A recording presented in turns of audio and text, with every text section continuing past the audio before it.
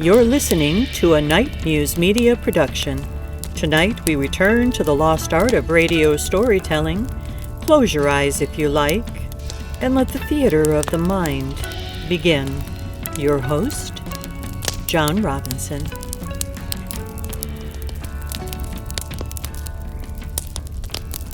Tonight's Fireside story is The Last Light on Miller's Road. They say Miller's Road was never meant to be driven at night, not because it's dangerous. It's just a narrow stretch of asphalt cutting through old farmland and tree lines that have grown a little too close together over the years.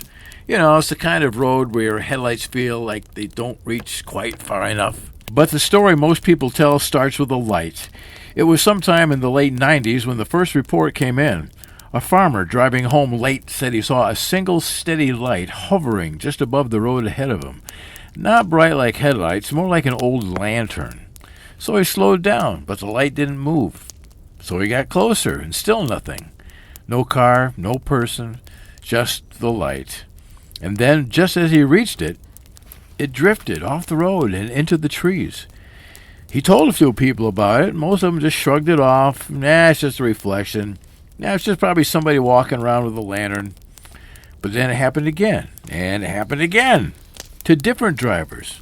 Same description.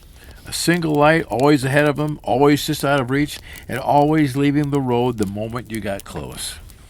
A few years later, a man named Carl Jensen decided he'd had enough of these stories. He didn't believe any of it. You know, he's the kind of guy, if something didn't make sense, it just meant you haven't figured it out yet. So one night, he drove Miller's Road on purpose by himself at midnight. Windows were down, the engine was low. Sure enough, about halfway down the stretch, there it was. Exactly as described, a soft yellow light hovering just above the pavement. He didn't slow down, he kept going, but the light didn't move. He got closer and closer, and then, just like the others said, it drifted. But Carl didn't stop. He turned the wheel and followed it into the trees. Branches were scraping against his truck, the headlights were bouncing around, but he kept the light in sight as it moved deeper into the woods, until suddenly it stopped. Dead still. Carl slammed on the brakes. The engine idled. And for a moment, everything was silent. Then the light shifted. Not away, but it started coming towards him, slowly. And that's when Carl noticed something he hadn't before. The light wasn't floating. It was being held. And whatever was holding it was standing just beyond the reach of the headlights. So he put his truck in reverse and didn't stop until he hit the road again. The next morning, he went back. He found the path where he'd driven in. He found the broken branches, but deeper in, where the light had stopped, there was nothing. No footprints, no sign of anybody. Just one thing hanging from a low branch, an old rusted lantern.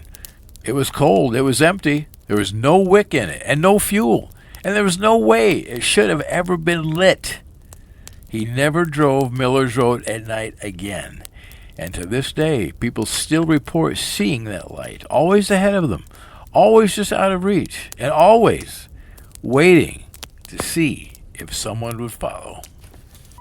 And that's tonight's Fireside story, The Last Light on Miller's Road on Nite Muse.